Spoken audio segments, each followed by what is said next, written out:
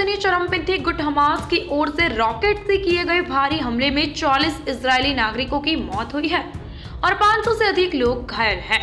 कुछ अपुष्ट रिपोर्टों के अनुसार हमास ने कई इजरायली सैनिकों को पकड़ने का दावा किया है और उन्हें बंधक बनाकर गजा पट्टी ले गए हैं।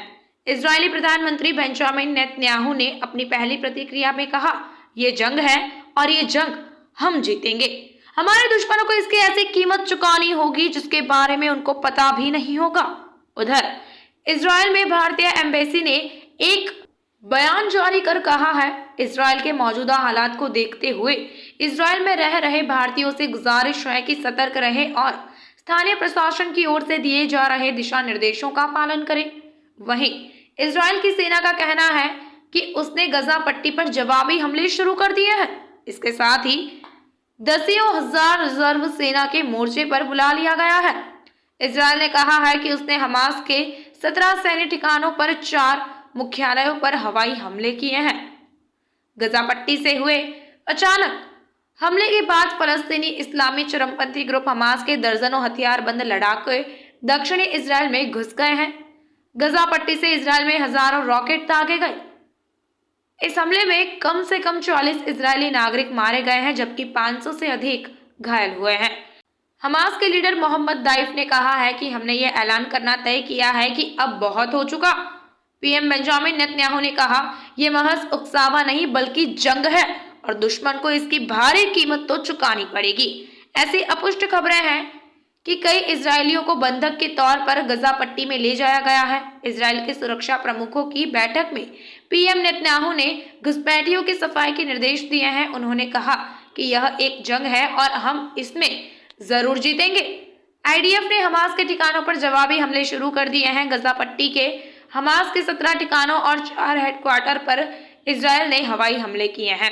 इजरायली रक्षा मंत्री योआव गैलेंट ने कहा कि हमास ने बड़ी गलती कर दी है। इजरायली मीडिया के अनुसार दक्षिणी इजरायल के कई जगहों पर इजरायली सुरक्षा बलों और फलस्तीनी लड़ाकों के बीच गोलीबारी हो रही है। इजरायल के अस्पतालों ने कहा है कि दर्जनों घायलों का इलाज किया जा रहा है जिनमें कई की हालत गंभीर है। भारतीय प्रधानमंत्री नरेंद्र मोदी ने इजरायल में हुए आतंकवादी हमलों पर दुख जताया और कहा है, हम इस मुश्किल घड़ी में इजरायल के साथ खड़े हैं। फ्रांस के राष्ट्रपति एमेनुअल मैक्रो, जर्मनी के विदेश मंत्री और यूरोपीय कमीशन के president Ursula von der Leyen Hamas के हमलों की निंदा कर रहे हैं जबकि अमेरिका ने दोनों पक्षों से संयम बरतने की अपील की है। ईरान के supreme leader Ayatollah Ali Khamenei के सलाहकार ने इजरायल में फलस्तीनी लड़ाकों के हमले का समर्थन किया है। אזרחי ישראל, אנחנו במלחמה, לא במבצע, לא בסבבים, במלחמה. הבוקר חמאס פתח במתקפת פתע רצחני נגד מדינת ישראל ונגד אזרחיה. אנחנו בתוך זה משעות הבוקר המוקדמות. כינסתי את ראשי מערכת הביטחון, הנחיתי קודם כל לטהר את היישובים מהמחבלים שחדרו פנימה. הפעולה הזאת מתבצעת בשעות הללו. במקביל הוריתי לבצע גיוס מילואים נרחב ולהשיב מלחמה שערה בעוצמה ובהיקף שהאויב לא הכיר. האויב ישלם מחיר שהוא לא ידע כמותו.